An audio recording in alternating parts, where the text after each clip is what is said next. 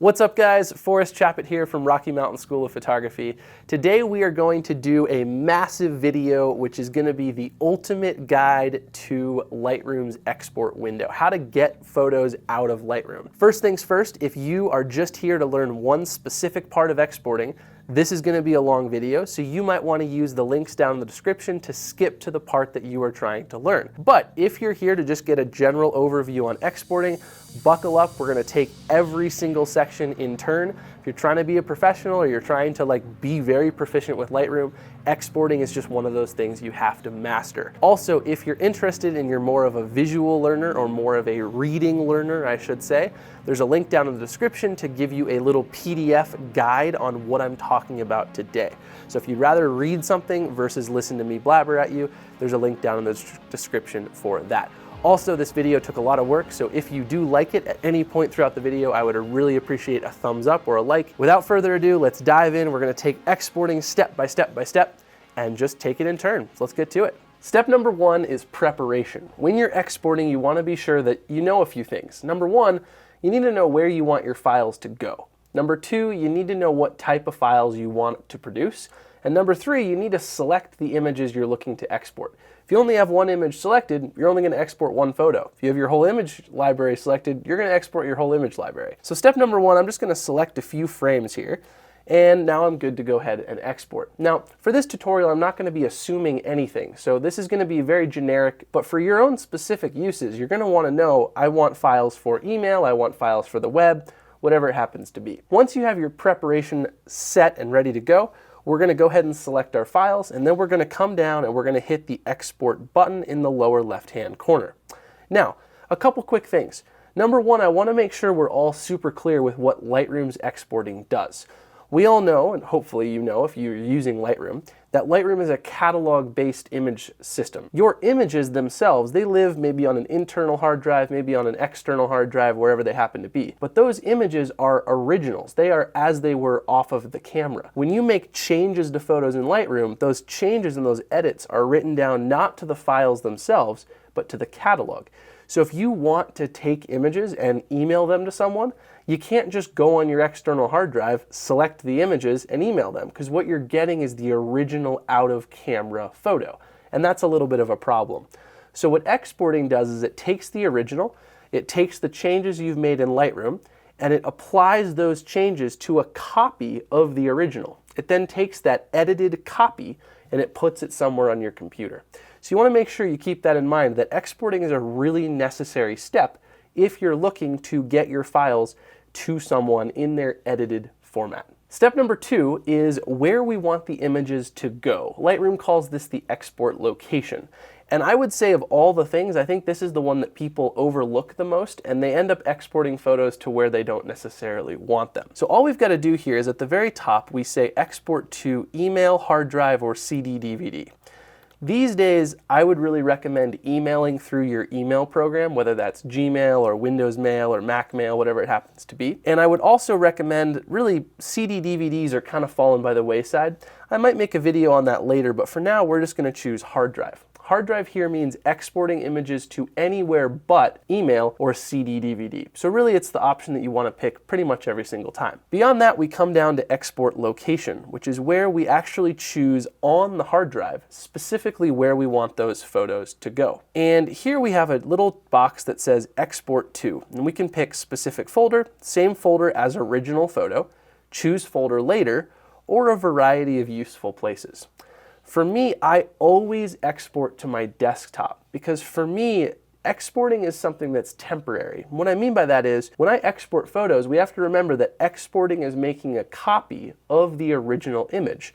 It's applying the changes to that copy and it's sending it somewhere. So once your exported photos live out their life, meaning you post them on Instagram or you do whatever you're going to do with them, you're free to delete those exported photos without any loss. Your original is still safe and sound in Lightroom. So I always export to the desktop, do what I'm going to do with those photos, and then delete that folder off of the desktop to keep things simple. So once we have desktop selected here, we can also opt to put the photos in a subfolder. If this is not checked, it's just going to loosely throw the images onto the desktop. So I really recommend doing that. And I recommend giving these images or this subfolder a name. So I'm going to call this subfolder specifically drone images, because these are a few images from my drone. Now, add to catalog is if you're actually exporting with the intention of taking them and you want the exported images to be added to your Lightroom catalog. So essentially you would have duplicates in Lightroom. I've actually never used that specifically, but that's what it does. And then existing files. This means that if you've already exported these images and you're trying to export them again, Lightroom's going to stop you and ask you what it wants to do.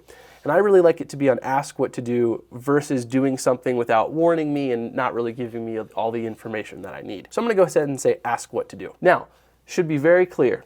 Export location, super simple. All we're doing is telling Lightroom where we want those copied images to go. So don't get overwhelmed by this. And again, I highly recommend export to your desktop. Keep it super simple. As soon as you've done what you're going to do with those photos, delete them off the desktop. Step number 3, file naming. This one's key for some things, and it's also kind of useless for other things. So as by default, you could say, Lightroom is going to export your images with the file name that it got from the camera or that Lightroom has associated with the file. So for example, your images would be called img_2847 or whatever it happens to be. We can, though, optionally rename our files as we export them. And that's a really good thing sometimes. So first off, let me start when I wouldn't use this. You got to think about it. If you were emailing photos to a client, when they look at those images, they're going to email you back and they're going to say, hey, I really liked image 4, 8, 16, 24, whatever it happens to be. Well, if you renamed your images before you emailed them, then the names that they have are different than the names that you have in Lightroom. And that would be a big problem because they would be telling you what file names they really like, even though those file names would be very different from what you had in Lightroom. So it'd be hard to tell and match between the two. On the other hand, if you're emailing photos to someone and file name really doesn't matter that much, then go for it. Rename them so that someone knows that you took them or whatever it happens to be. So just think for a minute. Usually for me, I don't rename, but just to go through it, all we've got to do here is put a checkbox in rename to, and there are a bunch of custom kind of presets here for how you want to name your files. A lot of them are great. You can pick original file name, custom name, a lot of different things. What I want to show you guys though, since this is the ultimate Lightroom exporting guide, is how to make your own presets. Because sometimes you want to do something custom that is a little bit different than what Lightroom might offer. So I'm going to go ahead and go to Edit. And we have to think about something. This is simply telling Lightroom how we want our images to be named, what we want each one to be called. And we're making a template here that will make our life really, really easy. So the first thing I'm going to do is I'm going to delete out all of the stuff that's in this little file name template editor. I'm just going to start fresh. And we're going to start by typing some things. So let's say that I wanted to name my file, my last name, first name, underscore, whatever the original file number was, underscore, whatever, some sort of sequence number. So if I had multiple files, it would do multiple numbers for me. We can do that. I can simply type my last name, underscore. Now at this point we want the original file name, all right, so the original file number. Well, here's the cool thing. There's all of these little template bits down here, and if we're looking for the original file number or number suffix, we can see that that's right here. We can see original file names here. We can see normal file name, number suffix, folder name. There's all kinds of different options. We can also use metadata, so we could literally name our files based on the city that the images were shot in, assuming that our camera has a GPS. Really, really cool, really powerful stuff here. But what I'm going to do in this sort of instance is I just want to have my original number suffix, right, like that. And then I'm going to put another underscore here, and I'm going to type in, give myself a sequence number. And a sequence number is just a sequence number, a number sequence that starts at 0 and works its way up depending on how many files you're exporting. So I'm going to go ahead and come down here, and I'm going to pick a 5-digit sequence number just to be safe. And we can see as soon as I click on it, it inserts it right there. Now it should be noted, these little brackets here indicate that that's a preset that Lightroom has. And we don't really want to touch that. We don't want to mess with what's inside of those brackets. Mac people, you guys will have nice little blue ovals drawn around yours. Same kind of deal. So we get this done, and then we can actually come up to the top here where it says preset, and we can save current settings as a new preset if that's what we're after. So I'm going to go ahead and do that, and I'm going to call it last name, first name underscore OG file number underscore sequence. And I'm going to hit create, and I'm going to click done. And now we can see that that's complete. So down here now in my list of presets, I have a preset called last name, first name underscore OG file number underscore sequence. So just like that, I can click on that and I know what I'm going to get. Also, it should be mentioned that there is a start number right here, which is what number that sequence will start with. So if you've already exported 100 photos and it's counted from 1 to 100, you could put 101 in the start number, and you guys can see now it's starting with underscore 00101. So really easy to get files named exactly as you want. I should also say you can click in here and very easily pick one of their presets that they already give you, which are awesome. Like if we use the custom name original file number, we can have a little custom text box. We can type "this is text."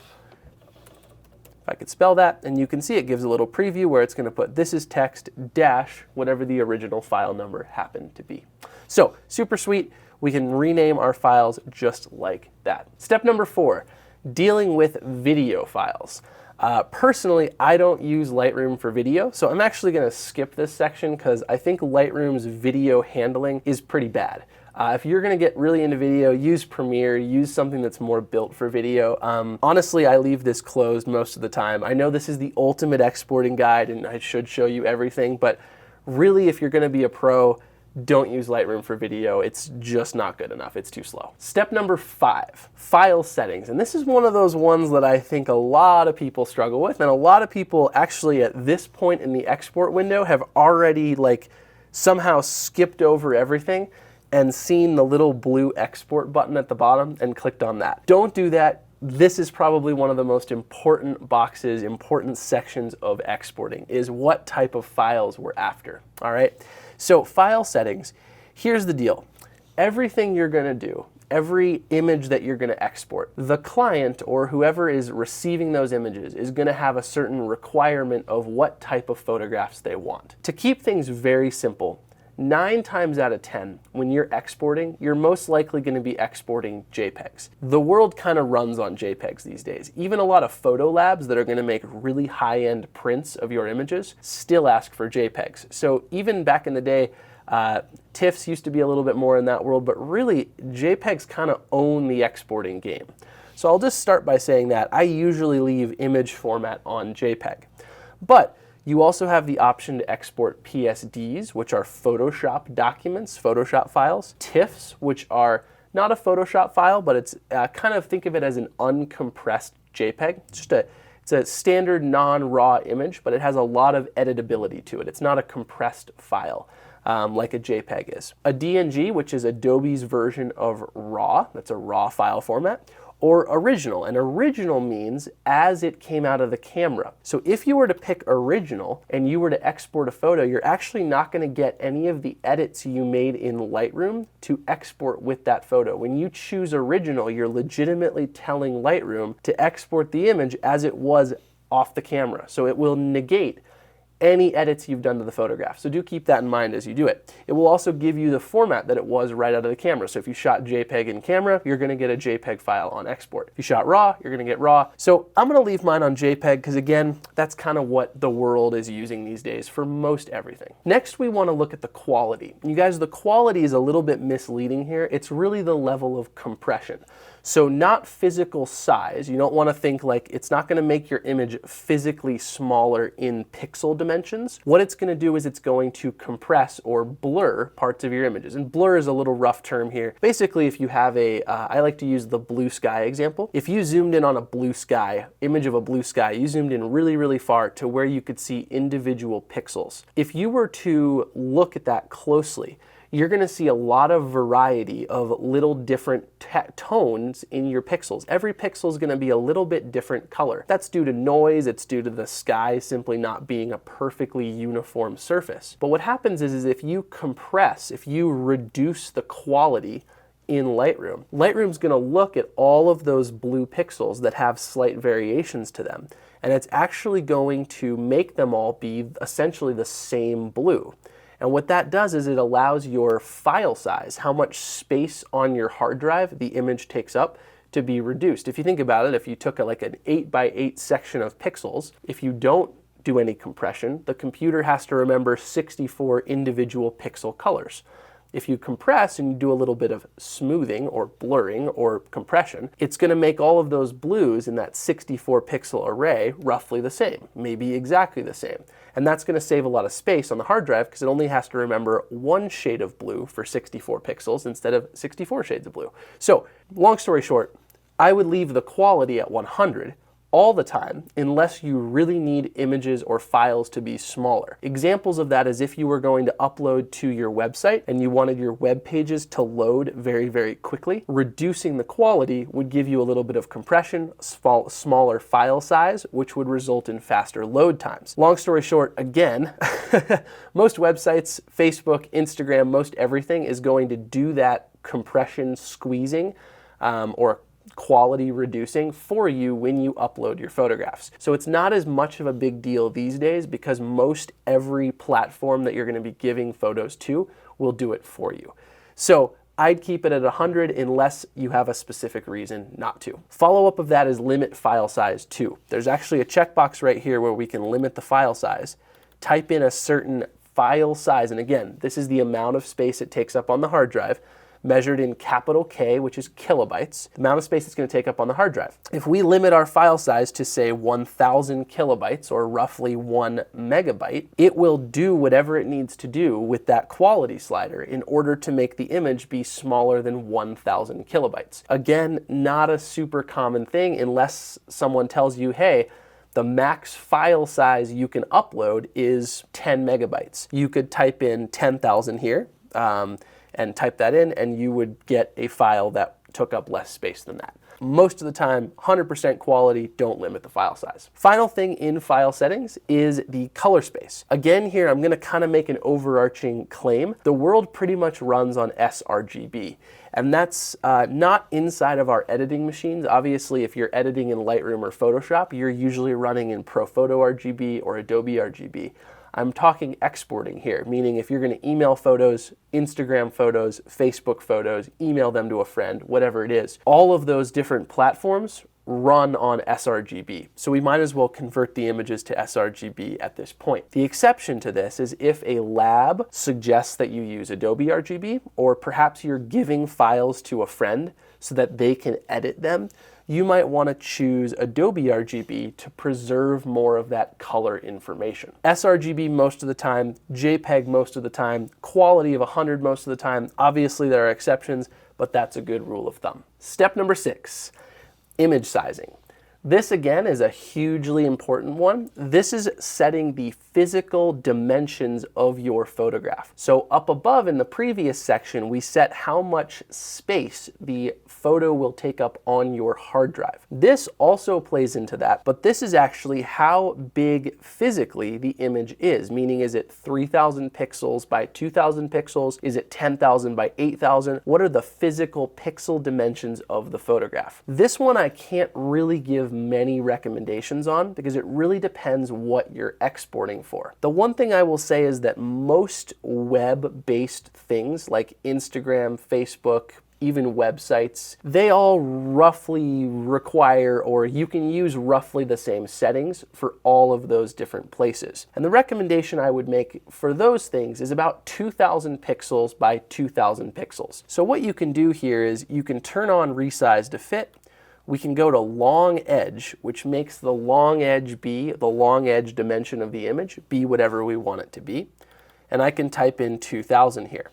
Now it should be said, if you have a homepage image on your website that is scaled to be bigger than 2,000 pixels on the long edge, you might want to scale this up. And you would have to check Squarespace, check Wix, check whatever, Zenfolio, whatever your web host is to see what their maximum width is for a homepage image. Find out what that is, type it in here, you'll end up with a properly sized thing. But for Instagram, for Facebook, for email, 2,000 is pretty good. It's a little large for email, it's a little small for other things, but roughly okay. Now, one thing you don't want to do is resize or downsize images if you were going to have them printed at a lab. Because labs, especially if you're printing large, they're going to want as much image size as you can have, as many pixels as you have in that photograph. So you're going to want to leave this unchecked for any sort of lab-based printing. unless they specifically ask for it. You definitely don't want to send someone little mini files expecting them to print them. And that's the truth with clients as well. If you're giving a client final images that you're expecting them to print, definitely don't turn on resize and give them like 1,000 pixels on the long edge. They're not going to be able to do anything with those photographs, except for like put them on the internet and they'll look bad. So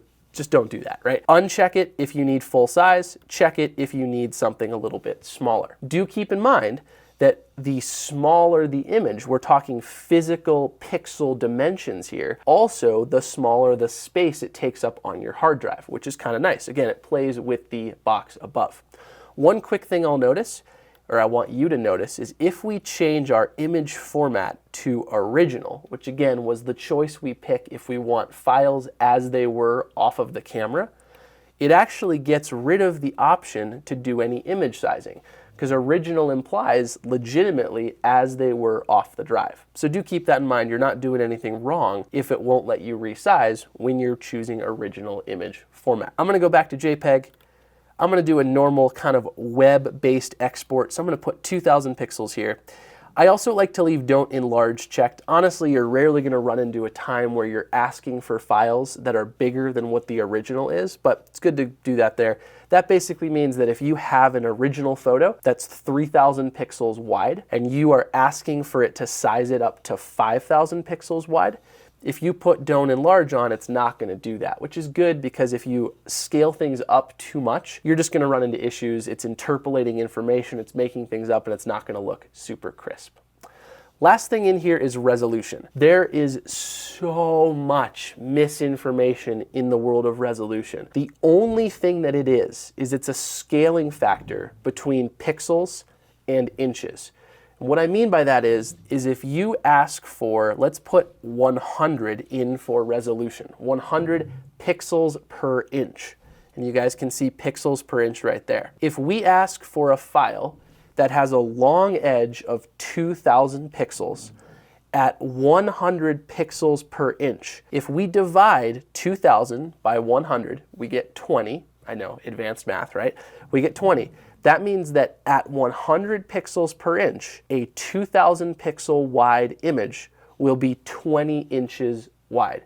It's simply a way to get from a physical dimension in pixels to a physical dimension in inches. That's it. And why I want to make that super clear is if I change the resolution to 1, and I export the photo and I upload it to the web, or I change it to 1,000,000 and I export the photo and upload it to the web, the number of pixels across that I get when I export will be exactly the same between the two. The only difference will be that if you were to look at the dimensions in inches, they would be different. The only time resolution is going to matter is if A, you think it matters, or B, a photo lab or someone is very specific and requests a given resolution. But the point is, when you're exporting photos, 99 out of 100 times, resolution doesn't matter. If you want to feel good about yourself, put it at 300 because it's a common one, but don't sweat it. Hopefully that makes sense. I know that's a lot. Pixels to inches, math, people always, their brains explode. It's okay. It's confusing for everyone. If you want to just be like, oh, okay, I'm going to trust Forrest, I recommend you do that. Step number 7, 6, 8, I don't know, we're on some step now. Output sharpening. All right, so output sharpening, you guys, is a form of sharpening, and it's basically what sharpening does is it adds contrast to the edges in your photographs. And what it can do is just give you a little bit of extra pizzazz, make the images look a little bit extra crispy and sharp when you export them. That's the quickie version. Obviously, there's more to it than that. What I want to leave you guys with is this is not refocusing. It's not going to like take a blurry photo that you shot of a flower and you used too slow of a shutter speed so the flower moved and it's blurry and make it sharp. It doesn't do that. What it will do though is take an image that's pretty crisp, but it's not perfectly crisp, and it'll just, you know, give it that extra little mwah, that little beauty, right? If you're exporting for a screen or for printing, I like to turn it on, and I like to say either screen, or if I'm printing, matte paper or glossy paper. And then I also like to use the amount, and I usually put it on low. I'm very sensitive to photos that have been over sharpened. So usually just a low amount of output sharpening makes it look nice. That's what I go for. Next step is metadata. All right, so metadata, you guys remember, is all of that information about the image that's not the file itself. It's not the this pixel is this color, this pixel is this color. It's the shutter speed, aperture, who shot the photo, what camera did you use, what lens did you use, all that stuff. When you're exporting, you can actually choose to include all of that information with the files that you're exporting, or remove it from the files that you're exporting. And that's done right here. We can include all metadata, only our copyright and contact, all except the camera information. We have all these options. Usually I leave all metadata on. I'm not really too worried if someone was to download my file and see that it was used with this camera and this lens. Like, I don't care if they know that information. But if you care, you might change this to copyright only, which will strip all that metadata from it except for your copyright information. You can also have it remove person info, remove location info, and you can do keywords as the Lightroom hierarchy. Again, those are kind of nitpicky. I'm usually flipping between copyright only or all. Those are my two favorite go-tos. We're almost there. We got 2 more steps. I guess 3 more. 2 more, 3 more, something like that. Anyway, next step is watermarking. If you want to throw a watermark onto your photographs, that's your own little name or business logo, whatever it is, you can do that on export. Couple quick things before we dive into it. Number 1, don't think that this is like the end-all be-all for protecting your photographs from being stolen. What I would look at it as, usefulness-wise, is notifying people that you own the photo. It's kind of like a stamp of, hey, this is my picture. Don't think of it as like this is gonna stop someone from doing anything. If someone wants to steal your photos, they're still gonna steal your photos with a watermark on them. That's not gonna stop them. But it will help keep an honest person honest. That's kind of the way I would leave it. If someone is trustworthy and they see that, they're gonna be like, oh, someone owns these, I shouldn't steal that. Versus a photo that doesn't have a watermark, they might just assume, oh, I imagine this photographer wants me to use this for whatever I'm using it for. So it helps keep an honest person honest, which is good, right? If you want one, you turn it on right here. You can click there and you can go to edit watermarks, and you have all kinds of options for where you want it to be on the photo, whether you want it to be a logo or text. Pretty darn easy right there. I'm gonna turn that off though because I never use it. I think they look kind of tacky in my personal opinion. Final thing, second from final thing, one of those, all right? Post-processing. This is what happens after you export photos. And I usually leave mine on do nothing, but you can also have it show the photos in Explorer. Mac people, yours will say show in Finder. You can have it open the photos into Photoshop if you have Photoshop installed. You can have it open the photos in another application. Maybe you want to do more editing in some other program, or you can actually have export actions that do specific things on export. 99,000 out of 100,000 times I'm on do nothing. I think really I usually just want to export, be done, and have those exported photos on my desktop or wherever I chose to send them. The final thing, you guys, is to make a preset to save all of this work we've done so that you can use it quickly again and again and again. And this isn't my official Lightroom catalog, so I don't have anything under user presets over here on the left. But at home in my main catalog, I have about 10 or 15 presets for all of the common ways that I export. As an example, I have one for Instagram, one for my website, one for printing, one for, a lot of different things. And what that lets me do is I can go over and click the user preset that I want, and it sets all my settings just like that, and I'm good to go. I don't really have to worry about that much. So whenever you get your settings the way you want them, you can come down here to the lower left and click Add, and give it a name. I'm just going to call this one Images for the Web, because that's kind of what this preset is doing. I'm going to hit Create. There it is right there, right? So we'll see that preset down there in User Presets. And whatever happens that's bad up here, we change everything. It's all crazy. It's all gone bad. We can click back on Images for the Web on the left there, and boom, we're back to how we set things today in this little video right now. Last step would be to click Export. That's going to take whatever files you have exported, it's going to copy them, it's going to apply any edits you've made in Lightroom to that copy, and it's going to send those copies somewhere wherever you deemed fit. That's all there is to exporting. Pretty darn cool, right? So as soon as you've hit the export button, you'll have those files on your desktop. Do whatever you're going to do with them, and then you can delete them off the desktop, because again, all exports are copies of the original photos that still live inside of Lightroom. All right, we made it. That's it. That's Lightroom's exporting module or exporting window for you. So if you've made it this far, thank you. I know it was long. Also, if something didn't click with you or you really want to master this, I would definitely recommend watching it again. Couple quick reminders, if you want to kind of hold on to a little piece of this video, there's a link down in the description that will give you a little PDF handout that covers pretty much everything that's in this video. So if you'd rather read it or have a little bit of reference material, go ahead and download that down in the description. Lastly, if you liked this video, I would love a thumbs up on it because it really helps these videos grow. If you want more content like this, hit that subscribe button down in the corner or up there and get subscribed to our channel. And lastly, if you have any questions on what was covered, any future video ideas, whatever it happens to be, leave it in the comment section down below. And lastly, a special thanks to Canon. They donated these cameras, or are letting us use these cameras, that's a hard word to say, to shoot these videos. So thank you, Canon. You're awesome. We like you guys a lot. And yeah, guys, thanks for watching. Next week, we've got some special videos coming as well. So make sure you subscribe to our channel. Thanks.